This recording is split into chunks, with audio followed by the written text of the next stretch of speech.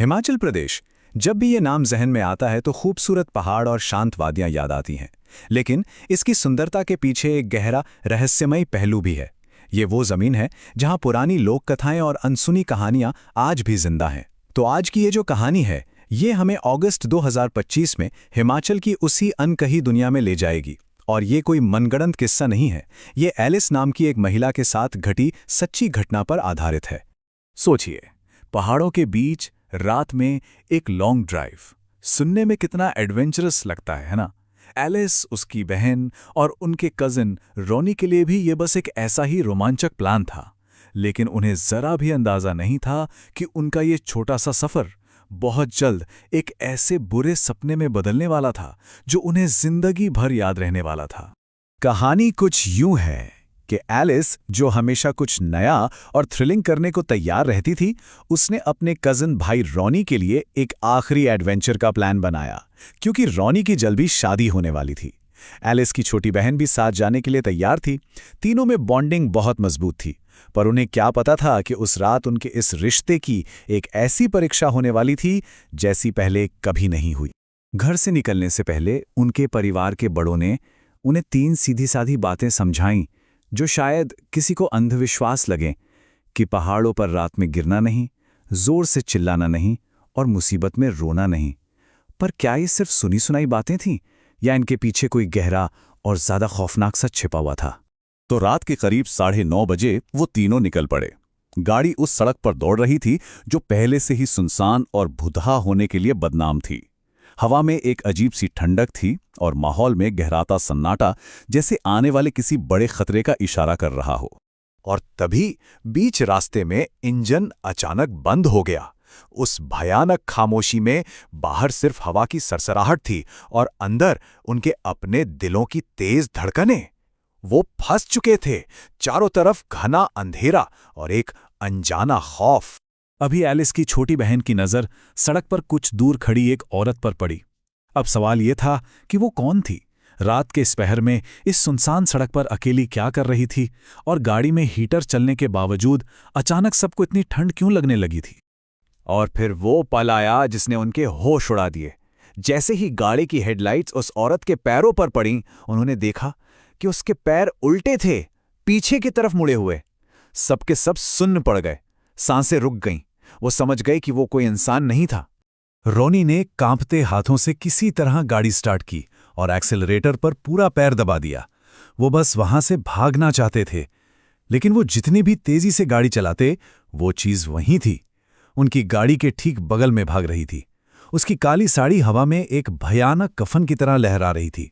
घबराहट में रॉनी की नजर जैसे ही रियर व्यू मिरर पर पड़ी, उसकी चीख निकल गई। वही औरत अब कार के अंदर थी, पिछली सीट पर एलिस के ठीक बगल में बैठी हुई।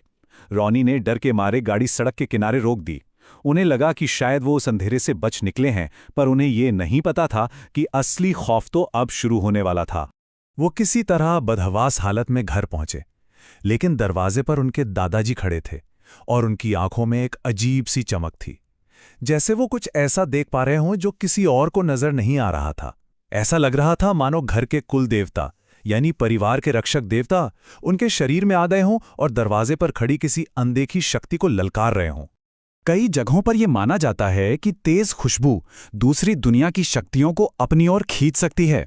रॉनी का वो महंगा परफ्यूम जो उसने अच्छा दिखने के लिए लगाया था, अनजाने में उसे एक बहुत ही अलग और अनचाहे ध्यान का केंद्र बना चुका था। वो आत्मा उसी की खुशबू से खींची चली आई थी। परिवार ने फौरन एक गुरुजी को बुलाया, जिन्होंने रॉनी को सुरक्षा के लिए कुछ धागे दिए और कुछ सख्त हिदायतें दी। लेकिन शादी की तारीख पास आ रही थी और रॉनी का ध्यान कहीं और था।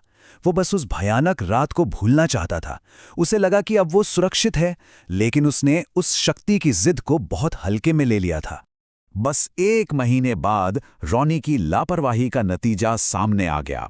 वो नींद में हिंसक हो उठता, चीजें तोड़ने लगता और उसके मुंह से एक औरत की खौफनाक आवाज आती जो कहती, वो अब मेरा है, मैं उसे ले जाऊंगी।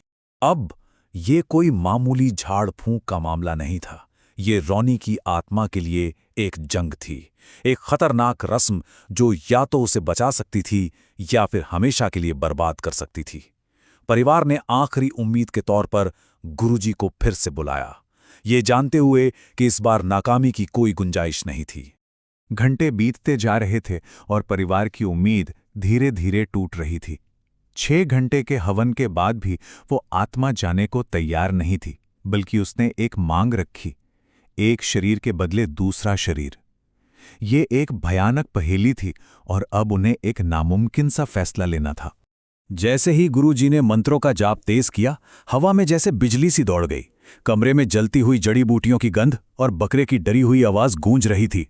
और फिर बस एक पल में सब खत्म हो गया। बकरे की आंखें एकदम सुर्ख लाल हो गई। एक भयानक अमानवीय चीख कमरे में गूंजी और वो बेहोश होकर गिर पड़ा। झाड़ फूक हो गई थी, पर अभी सब कुछ खत्म नहीं हुआ था।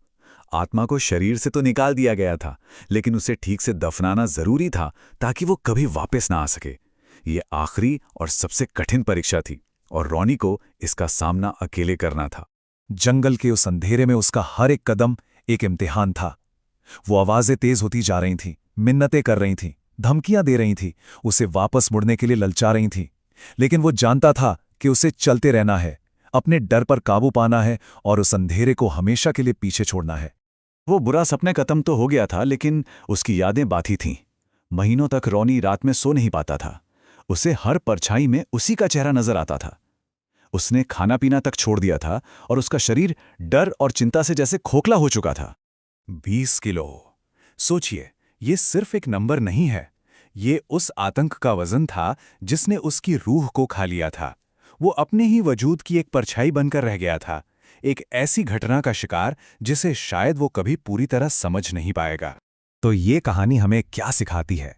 क्या ये सिर्फ एक छोटी सी गलती के खतरों की चेतावनी है, या फिर इस दुनिया और दूसरी दुनिया के बीच के उस पतले पर्दे की याद दिलाती है जिसे हमें कभी पार नहीं करना चाहिए? आखिर में ये कहानी हमें उन चीज़ों की शक्ति की एक ज़बरदस्त याद दिलाती है जिन्हें हम समझ नहीं सकते। कोई इस पर यकीन करे या ना करे, एक बात तो तय है, कभी-कभी सबसे खौफनाक शैतान वो होते हैं जिन्हें हम अपनी आंखों से देख नहीं सकते।